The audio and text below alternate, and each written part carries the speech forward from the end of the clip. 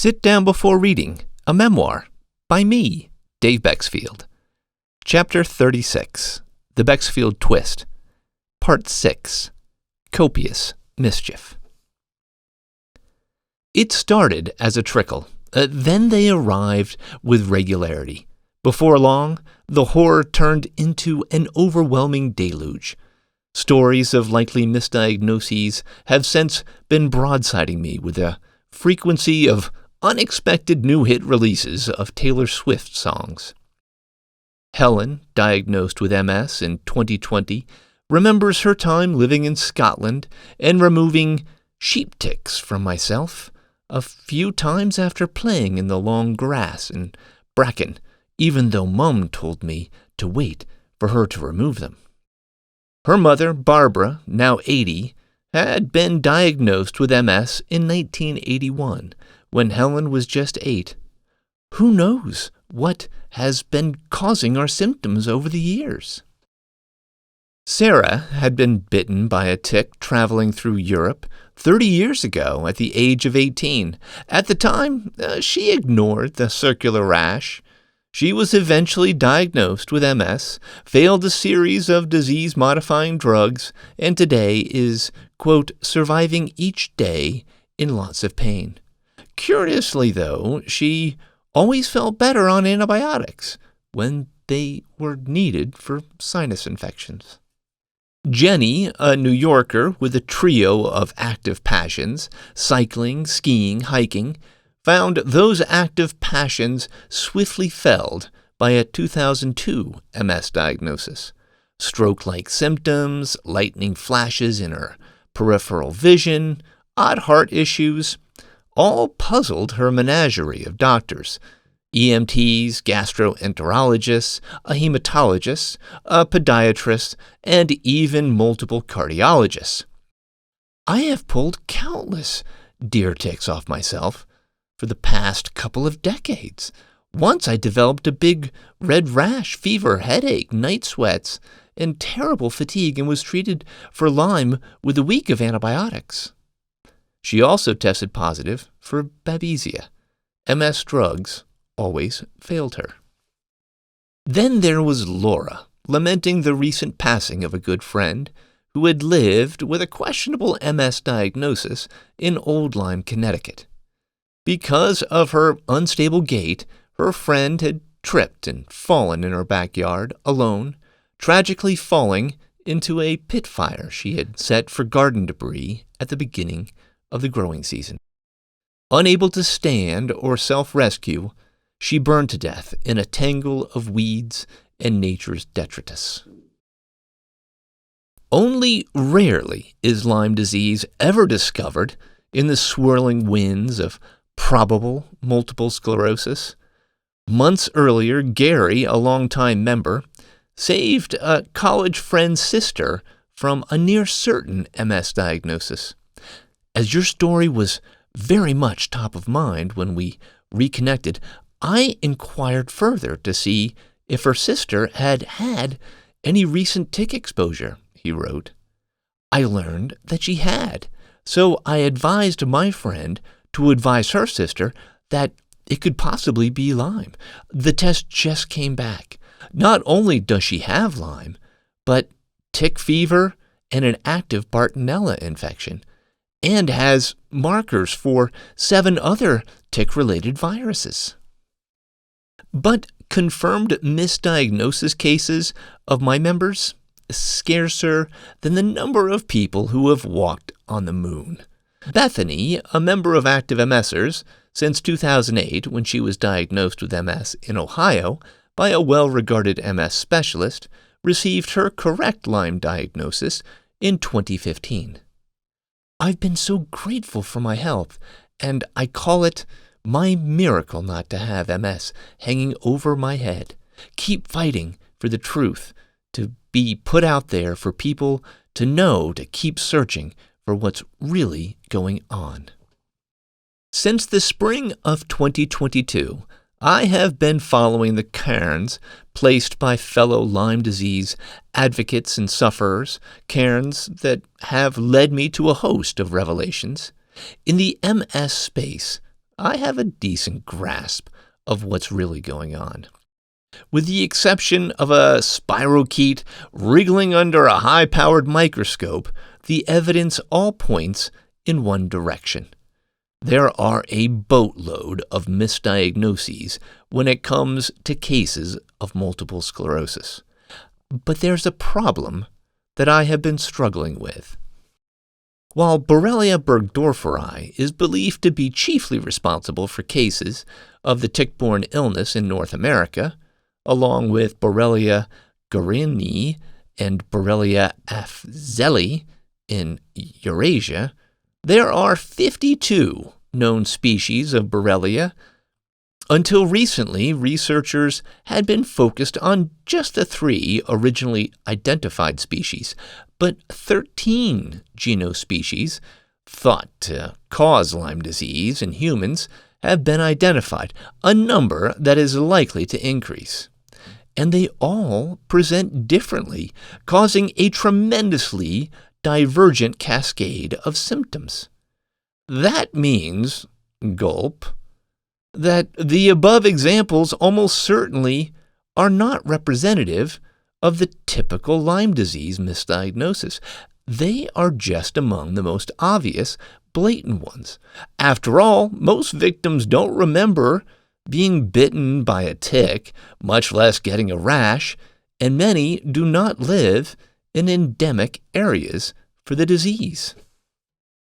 As Lyme disease is reported to mimic nearly 200 other health conditions, fooling doctors time and again, I kept bumping into evidence that suggests I may have been misguided about my theory that Lyme disease testing fails to detect Lyme encephalomyelitis, the flavor of Lyme that most resembles MS.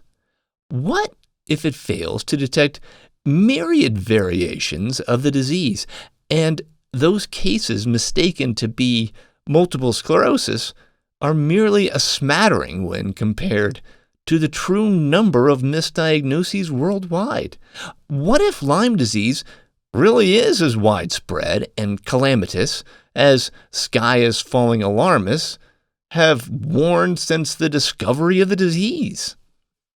Nah, Lyme's not much of a thing, even in MS, said a collection of 22 acclaimed MS researchers in a recently published August 2023 Lancet Journal article specifically written to help physicians ferret out MS mimics.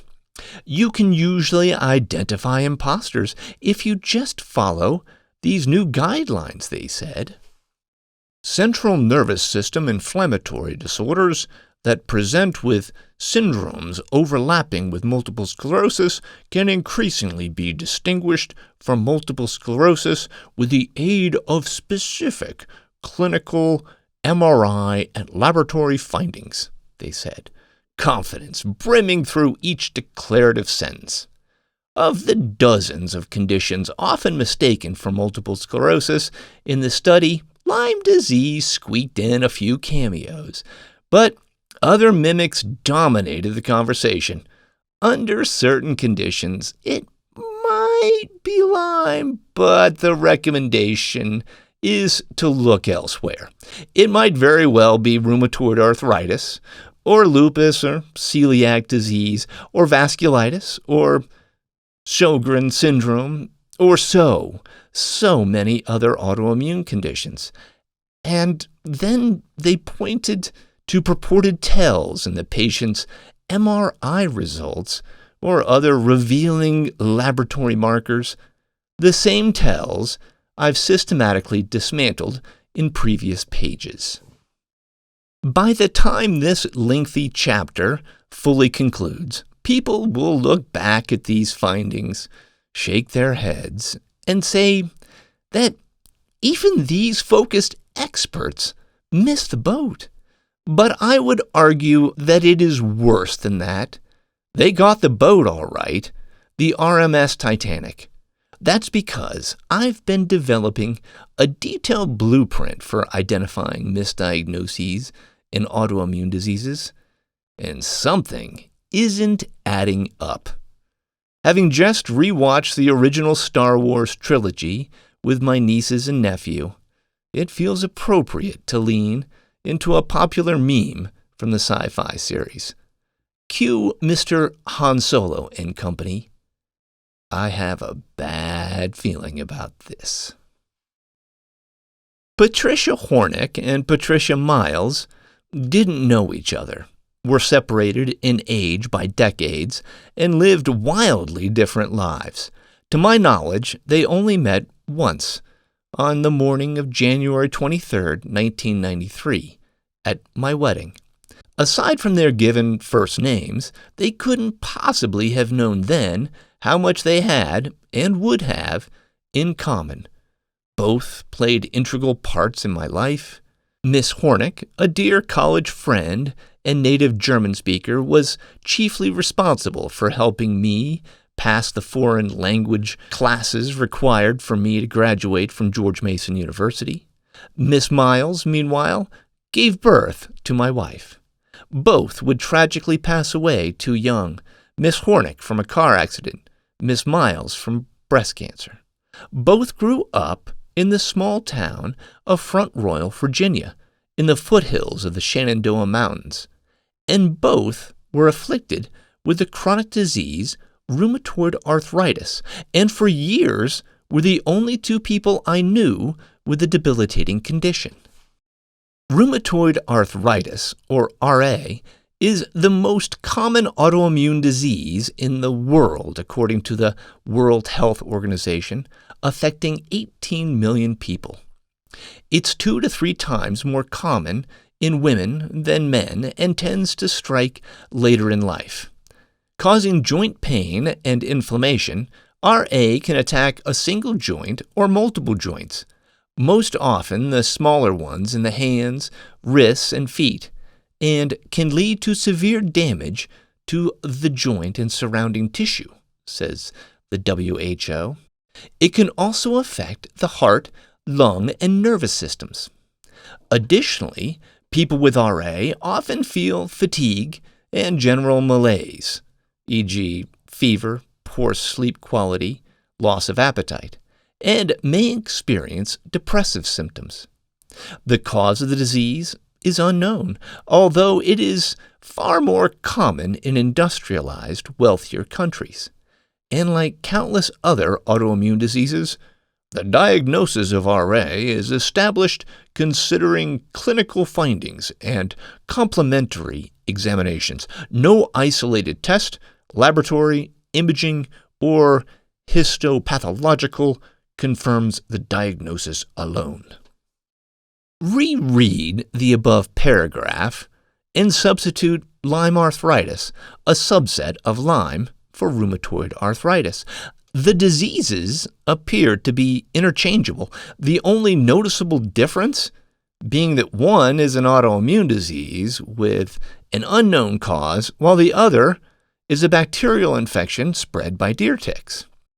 That discovery was made in 1981 in Lyme, Connecticut, after an unexplained 5-year outbreak of rheumatoid arthritis-like symptoms in residents. Not to worry, though, the two are totally separate diseases, say experts, who insist, no, it is not possible to get RA from a tick-borne illness, explaining that Lyme usually affects individual joints, not pairs, and that knees are most commonly affected in Lyme disease, while the joints of the hands, a common site of RA involvement, are not. I stared at my left hand. It had been in such pain lately that just holding a bowl of cereal without wincing was an impossibility. And then, earlier this year, it had been a finger suffering a similar fate, and before that, it was ankles, toes, and elbows. I am quite sure I am not an anomaly, and as far back as 1979, researcher Alan Steer published a paper before the discovery of Borrelia burgdorferi discussing Lyme arthritis with patients who, quote, developed chronic involvement of one or both knees. Even that noted/notorious Lyme researcher observed the disease attacking a pair of knees. Yet he was still convinced back then that the two diseases were totally separate. And for 40 years, he's been trying to convince the Lyme loonies that any association between the tick-borne illness and autoimmune disease is fantasy. To wit, in 2017, he and a team of researchers published a study that concluded that even though other arthritic autoimmune conditions, RA, psoriatic arthritis, and spondyloarthritis, frequently follow a Lyme disease diagnosis, it, quote, may simply be a coincidence. Or Lyme was just a trigger that woke up an already existing, dormant, likely inherited disease. Or, sucks for you, the antibiotics you took for Lyme changed your gut's microbiome and voila, you just gave yourself an autoimmune disease. So deal with it. Some of our patients were reluctant to accept the non-Lyme disease diagnosis and pursued further antibiotic treatment elsewhere. One patient who developed RF and ACPA-positive RA initially had complete remission of RA on methotrexate, but stopped this medication and sought further treatment for Lyme disease elsewhere with prolonged courses of multiple antibiotics. 3 years later, he returned in a wheelchair with radiographic erosions and deformities and contractures in multiple joints. Given a choice between Lyme arthritis and a chronic illness that may require lifelong immunosuppressive therapy, it is not surprising that patients would find Lyme arthritis a more attractive diagnosis. Right. Instead of wanting an accurate diagnosis, we patients are always looking out for a more desirable diagnosis, like that boyfriend looking over his shoulder, checking out another girl. Other than an outright, "I told you so," the only thing seemingly missing from the journal article was Simpson's bully Nelson Muntz's mocking, "Ha ha." But are those researchers right? The longer Lyme is left untreated, the less effective antibiotics are. Methotrexate is known to put Lyme into remission temporarily, but as you've read in these pages, Lyme disease comes back. It always comes back. So, then, what to make of the countless examples of Lyme being mistaken for RA with devastating consequences? Not long ago, the Today Show profiled Megan Bradshaw, a woman who was misdiagnosed at the age of 23 after doctors considered Crohn's, colitis, lupus, and MS before settling on RA as well as Ehlers-Danlos syndrome. The Charlotte, North Carolina native underwent 16 surgeries before the age of 30, total joint replacements in both shoulders, both hips, both knees, and both ankles, as well as reconstructive work in her hands, before discovering that she had had Lyme disease the whole time. Dr. Glenn Gaston, a hand specialist, performed surgery to repair the young woman's hands, noting that the chance of a patient with Lyme getting to the stage Megan is in is unbelievably rare. Seeing a pair of wolverines mating in the wild would be unbelievably rare. Filling out a correct March Madness bracket would be unbelievably rare. Hearing that my sister Karen took time out of her frenetic schedule to read or listen to a single chapter of this memoir would be unbelievably rare.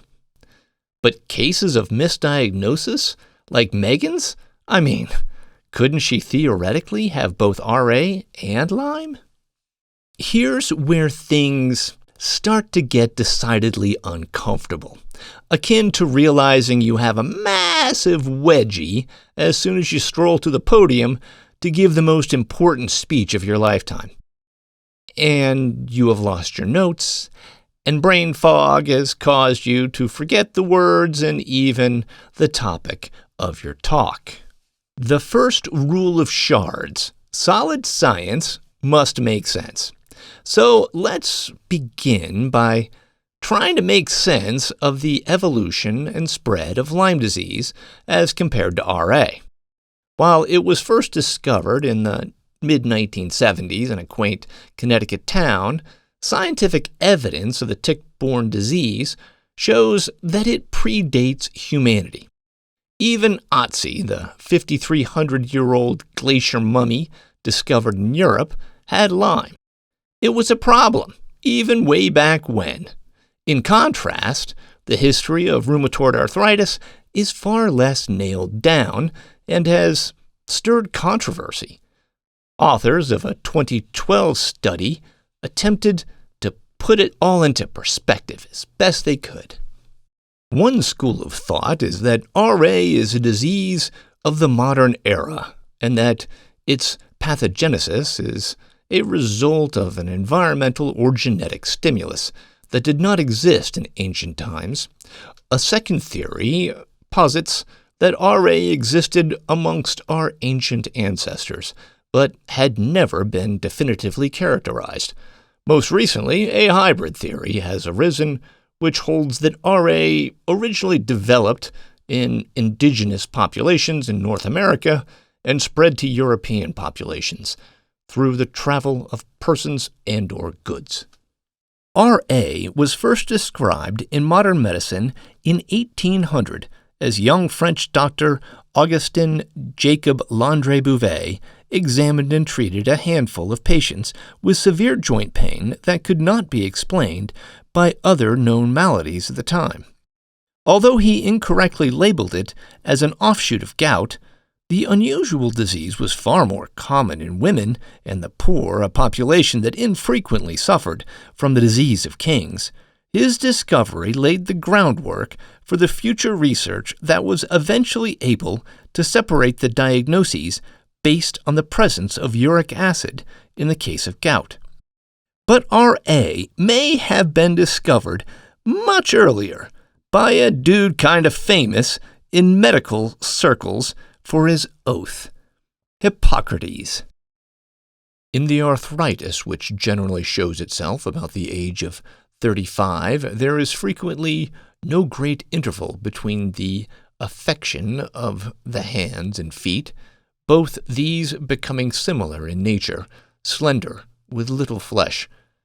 For the most part, their arthritis passeth from the feet to the hands, next the elbows and knees, after these the hip joint. It is incredible how fast the mischief spreads. Mischief. That's one way to refer to a debilitating condition. Today, after observing copious mischief, researchers have generally accepted the conclusion that RA is not a disease of recent origin and was both present and problematic hundreds, possibly thousands of years ago, and that it occurs as a response to an environmental stimulus or stimuli experienced by genetically susceptible individuals. Paintings dating back to the 16th century and earlier even feature a hallmark sign of the joint disease: deformed hands. RA has been making the rounds. Now compare that to the evolution and dissemination of Lyme disease. In 2017, Yale researchers found that it has been circulating in North America for at least the last 60,000 years, and that it had originated in Europe, making the disease even older there. It seems only fair that Europeans made the first discoveries. German physician Alfred Buchwald originally noticed the disease's odd rashes in 1883 and in 1909, Swedish dermatologist Arvid Afzelius identified the now iconic bullseye rash. But it was another Swedish dermatologist, Sven Hellerström, who put it all together in 1930, tick rash illness. His breakthrough, and those of many others, i.e. Ruth Eichelson, inevitably were ignored until Willy Bergdorfer found his spirochetes in Lyme, Connecticut, more than 40 years later. To put this into perspective, Lyme disease has been off-leash on planet Earth from the time of man walking upright to John Travolta and the disco era. The consequence? In 2022, a large scientific meta-analysis calculated the spread of Lyme by looking at the prevalence of Borrelia antibodies in people throughout the world. A positive value meaning the person currently has or has had Lyme in the past decade or two, as antibodies may persist for 10 to 20 years. The researchers shockingly discovered that 14.5% of the global population were Borrelia positive, with the highest levels in Central Europe, 21%, Eastern Asia, and Western Europe. Notably, the lowest levels were discovered in the Caribbean at 2%, Southeast Asia at 3%, and Oceania at 5.5%. Even more troubling, past research has shown that these antibody tests routinely miss documented infections, meaning these rates are certainly higher. On a planet with a population of 8.1 billion people, that calculates to at least 1.2 billion currently alive who have been infected with Lyme disease since the release of Finding Nemo. And that, dear readers, brings us to an unpleasant, uneasy, and unavoidable question mark of the ages. Where are they? Some, surely, were treated and cured, as 30,000 cases are reported annually to the CDC in the U.S., although the agency believes upward of about 450,000 annually go unreported, and up to 3 times that many in Europe. Some, one would hope, fended off the infection solely with a robust immune system. And some, certainly, are living with the disease in its mostly dormant state, virtually unaffected, sporadic blemishes and migraines that can be explained away as allergies or hormones. But the rest? Where are they? If we jump back 50 years, when Lyme disease was just an nymph-sized glint in Dr. Bergdorfer's eye, the question mark grows like a jumbo Jeff Koons sculpture. Where were the hundreds of millions of sufferers then? They certainly sought out medical care for their achy joints, stubborn rashes, unrelenting fatigue, wonky eyesight problems, unexplained pain, debilitating weakness, frightening psychosis, and more. None of this was recognized as Lyme, as it had yet to be discovered. So, where are they? Now, let's travel back in time to the early and mid-1900s, the golden period of discovery in the field of autoimmune disease, the concept of which, the body attacking itself, was finally gaining acceptance in the medical community. Because what else could it be? Undiagnosed Lyme disease patients, no doubt still numbered in the tens of millions at the minimum, many desperately seeking solace and aid from their doctors for a kaleidoscope of symptoms. How did they get treatment? What were they diagnosed with? Their issues would have swamped medical facilities with reports of a mysterious illness. But no. At the time, there was chiefly concerned about the newfound confirmed scourge of autoimmune diseases, rheumatoid arthritis, psoriasis, lupus. The list is extensive. Yet undetected cases of Lyme disease would have easily outnumbered all these conditions. Look up. Now that question mark rises like Godzilla out of the sea, eliciting the same level of terror. All those missing prospective Lyme disease patients, where are they? Their suffering would have flooded medical journals, but the trumpeting of researchers touting novel biomarkers to detect new classes of disease all but smothered calls from any interested search parties. Where are they? They absolutely must be there. There are far too many of them. The population would have been unmissable, yet they are as visible as the wayward ghosts in The Sixth Sense. Where are they? Where the hell are they? Solid science is supposed to make sense. This doesn't make sense, not one lick of it. The math doesn't add up. All these sufferers infected with Borrelia burgdorferi couldn't have just magically vanished like 2% of the population in the fictional television series The Leftovers. I gasped. Dear God, no. I swear I felt the blood drain from my face as I began to compute what this meant. There's only one place they could be. Researchers had been playing connect the dots for the better part of a century, repeatedly drawing lines between revealing clues. They just never stopped to take a step back to contemplate the resulting picture. And once you see it, you'll never be able to unsee it. Time to turn it up to 11.